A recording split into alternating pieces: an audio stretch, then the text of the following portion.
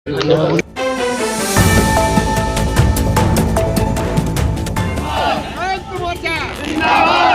सब एक हैं, हम सब एक हैं,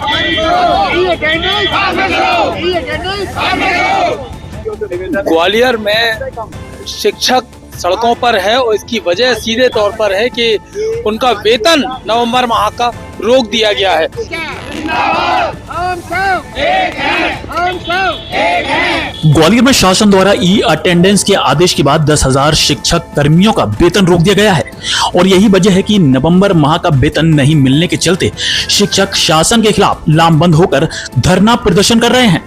शिक्षकों का आरोप है कि ई अटेंडेंस नहीं लगाने के कारण पूरे मध्य प्रदेश में किसी का भी वेतन शासन द्वारा नहीं रोका गया है।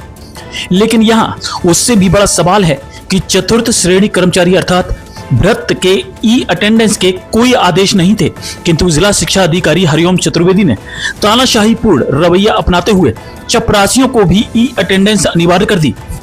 जबकि बहुत से भ्रष्टों के पास स्मार्टफोन नहीं है तो ई अटेंडेंस कैसे और कहां से लगाएंगे। लेकिन ग्वालियर के जिला शिक्षा अधिकारी हरिओम चतुर्वेदी द्वारा ग्वालियर जिले के 8,000 शिक्षक और 2,000 से ज्यादा भ्रष्ट और अन्य शिक्षक कर्मियों का वेतन रोक दिया गया है। वेतन नहीं मिलने से हमें घर खर्च में परेशानी आ रही है। वहीं बहुत से शिक्षक ऐसे हैं जिन्होंने लोन ले रखा है, उनकी किस्त ड्यू हो गई है। वेतन ना मिलने से गुस्साए सैकड़ों शिक्षक ग्वालियर कलेक्टर को ज्ञापन देने पहुंचे और जिला शिक्षा अधिकारी के खिलाफ अपना विरोध दर्ज किया। शिक्षा कौन है चेतावनी दी है। शिक्षकों ने चेतावनी दी है कि यदि उनका वेतन नहीं दिया गया तो वह अनिश्चितकालीन हड़ताल पर आ जाएंगे।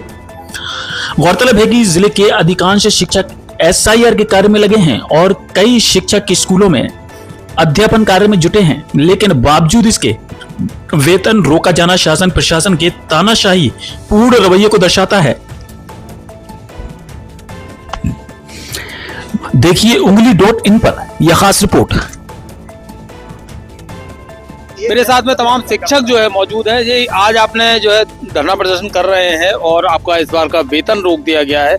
क्या कारण रहे वेतन रोकने के और क्यों आपका वेतन रोक दिया गया और किसने रोका?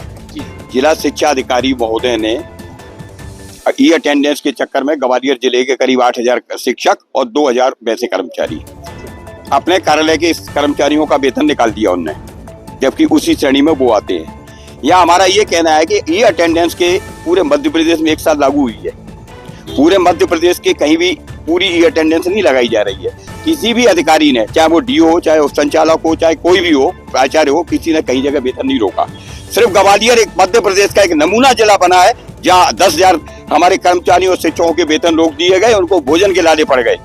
हमने उनसे निवेदन भी किया जिला शिक्षा अधिकारी महोदय से, कल हमने ज्ञापन भी दिया था, उससे पहले भी हमारी मुलाकात हुई थी और कल उनको बोल के आए थे कि आप सिर्फ इतना कर रहे हैं कि एक नोट शीट बनाएं, उसमें स्पष्ट लिखें कि मामला कोर्ट में विचाराधीन है और ये शिक्षकों का वेतन भुगतान कर दिया जाए। जो भी कोर्ट का निर्णय होगा हमारा हर शिक्षक मानने को तैयार बैठा है, पर अभी तक उनकी तरफ से हमें कोई सूचना नहीं मिली है। किसी भी शहर में किसी भी जिले में जो है वेतन नहीं रोका गया है, लेकिन ग्वालियर में वेतन रोक दिया गया है डीओ द्वारा। किसके आदेश से रोका गया ये? जैसा कि अभी जो चर्चा में जो आया है, अभी ऐसा कोई आदेश प्राप्त नहीं हुआ है। केवल ग्वालियर में ही जो 10,000 शिक्षकों का जो वेतन रोका गया है वो भी वाकई में बहुत ही दुर्भाग्यपूर्ण कार्रवाई है। मेरा अनुरोध है मध्य प्रदेश शासन के माननीय मुख्यमंत्री से कि ग्वालियर में जो वेतन रोका गया है उस पर अतिशीघ्र संज्ञान लेकर तत्काल वेतन रिलीज किया जाए। यही यदि वेतन नहीं रोका जाता है तो इस स्थिति में क्या करने वाले हैं आप?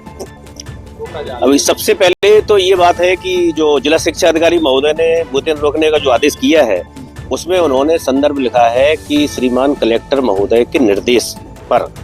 तो जो अभी उनको निर्देश प्राप्त हुए हैं वो कलेक्टर महोदया के द्वारा उन्होंने उस पत्र में उसका उल्लेख किया है।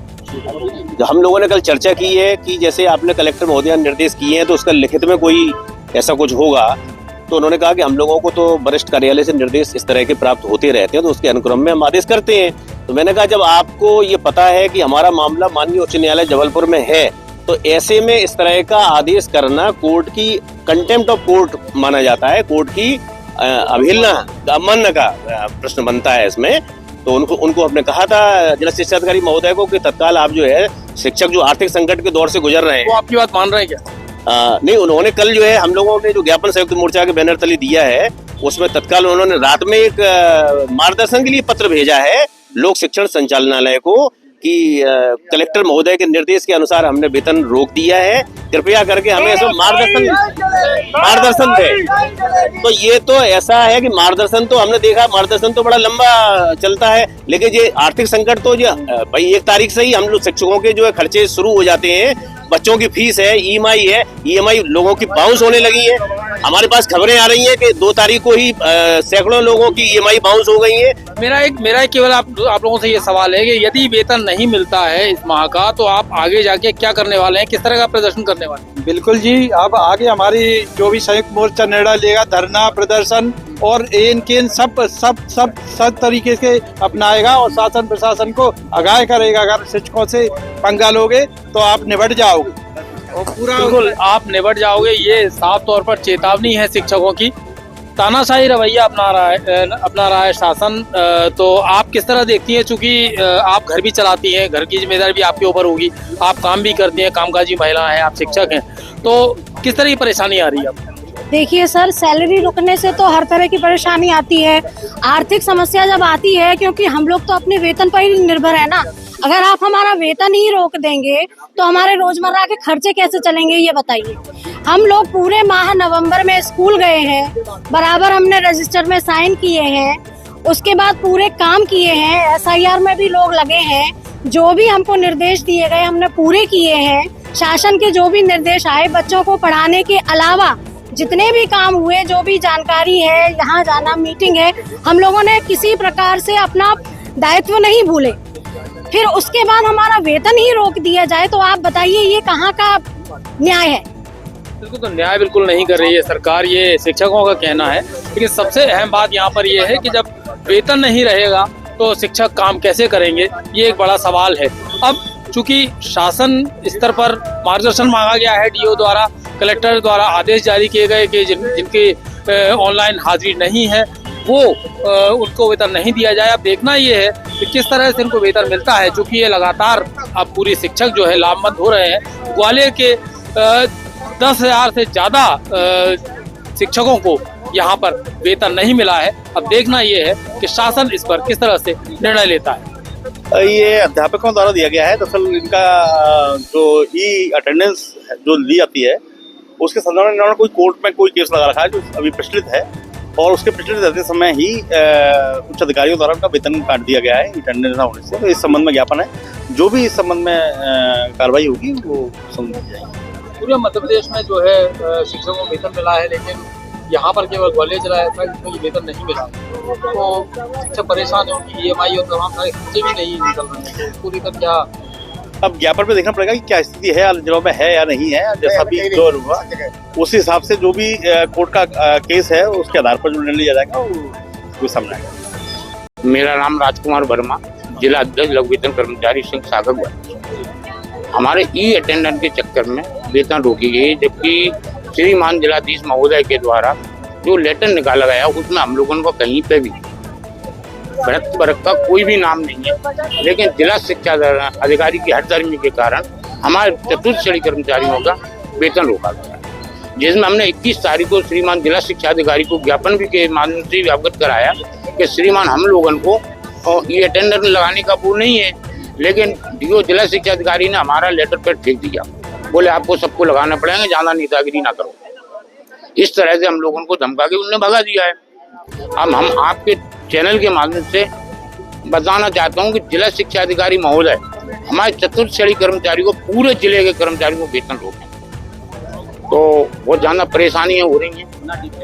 ना कोई ऐसा संचालनालय लोक शिक्षा से कोई आदेश है, ना श्रीमान माननीय कलेक्टर महोदय के यहाँ से कोई हमारे 4th क्लास के लिए आदेश नहीं है, सिर्फ टीचरों वर्ग के लिए ये आदेश है।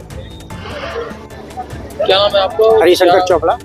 क्या कारण है कि आपका वेतन रोका गया, क्यों? सर, ई अटेंडेंस के चक्कर में हमारे भक्तगणों को किसी को पता नहीं था लगाना है, केवल शिक्षकों के लिए आया था। ये समझ रहे थे कि शिक्षक लगाएंगे, और उल्लेख भी था कलेक्टर साहब के कोई आदेश में दिया होगा, ADPI साहब ने दिया होगा, हमारा कहीं भी उल्लेख नहीं था सर उसमें। और अचानक से हमारी तनख्वाह रोक दी गई तो सभी लोग परेशान हैं। इनकी कोई सैलरी ज़्यादा तो होती नहीं है सर, और भक्तगणों इसमें पढ़े लिखे भी नहीं है, कोई 5वीं से लगा है, कोई 8वीं से लगा है, तो उन्हें चलाना भी नहीं आता, लगाना कैसे लगाएं। और कई तो कीपैड चला रहे हैं सर, किसी पे एंड्रॉइड मोबाइल है, किसी पे नहीं है, और दूसरा इलाके में किसी को मिलता है नहीं मिलता, कोई जानता ही नहीं है, तो होता क्या है ये, तो कैसे लगाएगा सर? पढ़ा लिखा नहीं है। पढ़ा लिखा नहीं है सर, ये समस्या बहुत ज्यादा है सर।